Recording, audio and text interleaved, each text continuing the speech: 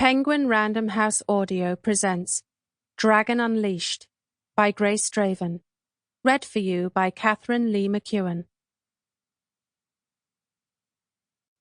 Chapter 1. If there was one thing Malachus had learned about humans during his long lifespan, it was that they were first and foremost thieves. They stole anything and everything, nailed down or not, from jewels and livestock to women and children. And if battlefields and graves were any true indicators, the dead were no more safe from their larceny than the living.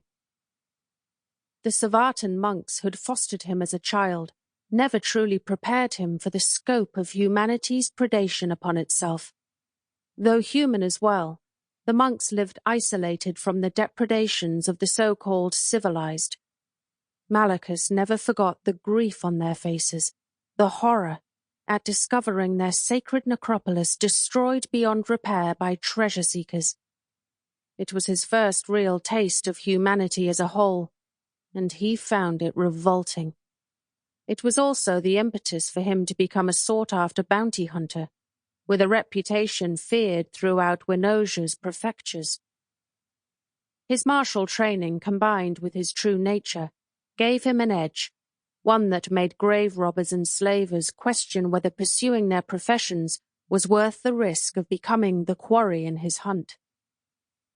This hunt was different, more personal, and his prey far wilier than he'd anticipated, slipping through his fingers countless times over numerous leagues and a treacherous sea. Either they possessed extraordinary luck, or they knew what he was, and how to outmaneuver him. Now, far away in an unfamiliar country, Malachus's luck had run dry.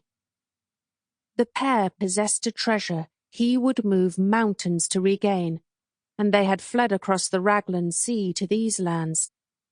The ship Malachus had sailed on to follow them had almost caught up to theirs, the mother bond calling to his soul with a war drum's beat. But fickle gods had churned the waters into a raging cauldron and flung his ship far off course. An experienced captain and crew had saved the ship and those on board, sailing the beaten vessel into harbour with broken masts and ripped sails. Malachus's quarry had long since vanished into the interior, moving westward. He'd managed to track them from the coast to this forest, guided by the internal beacon connecting him to the artifact he hunted. His mother bond, which was all that remained of his mother, his birthright, and his ability to reclaim his true heritage. Malachus stood at the tree line and gazed upon the fields before him that stretched to the base of the distant black-striped mountains. A wide road snaked towards a miasma of dust in the distance, a steady stream of wagon and foot traffic travelling its length. According to those he'd spoken with when he first came ashore, a great market, promising all manners of goods available for sale, had sprung up where once a Kraelian garrison had stood. He suspected his prey was there. He stabbed the damp earth in front of him with the point of his sword, wishing it was the belly of one or both of the thieves. He needed that mother bond. Nothing more than a bit of bone at first glance, its value lay far beyond anything the pair might get from a buyer. After 400 years of imprisonment in a human body, kept quiet by magic, his true form had grown restless, a dangerous prisoner, and a fatal one if he didn't set it loose in time. Even now, the force of his inevitable transformation surged through his bones and muscles, making the veins in his arms and neck bulge at times, and his head throb. It was certain that he'd have to slough off his human guise and embrace the draga one. Ignoring that imperative guaranteed death, he needed the mother bond to safely initiate that change. At his patient mare's inquiring whicker, he turned. She waffled a second time when he stroked her neck. "They're close, Betraza," he told the horse, likely trying to pawn what they pilfered. Finding the thieves in the mother bond would be easier in a contained market than trying to track them across leagues of unknown and likely hostile terrain. If he listened hard enough, he could hear hints of faraway voices. They were about a full day's ride from the dust cloud, and that was if he and Betraza didn't have to shelter from the summer storms that periodically doused the area. For now the sky curved blue above him, and he eyed the clouds scudding by, noting those that gathered into thunderheads to linger in the distance. Malachus sighed, cleaning his blade before resheathing it. The ragged tips of Betraza's tail slapped against his arm as she swatted away the pesky gnats that swarmed in clouds around their heads and tried to fly up their noses. Unlike other horses, she didn't lay her ears back in warning or try to bolt when Malachus drew near her. That, as much as her preternaturally long lifespan, made her as strange as her rider. Malachus offered her the treat of a withered apple he had fished from the depths of one of the bags attached to the saddle, and swung nimbly onto her back. The two turned away from the road toward an open space where the tree line curved in a horseshoe shape around gently swaying grassland. Time and solitude allowed Malachus to plan his next move as he tracked the mother bond to the shores of the far-flung Krael Empire. Sometimes he felt more hound than human or draga, his nose either to the ground or to the wind as he searched for his legacy. The blue sky overhead rapidly gave way to blackening thunderheads, fissured with lightning. A few bolts broke free to strike the ground, and Betraza pranced beneath him, nervous at the storm's approach. Malachus guided her deeper into the trees before dismounting.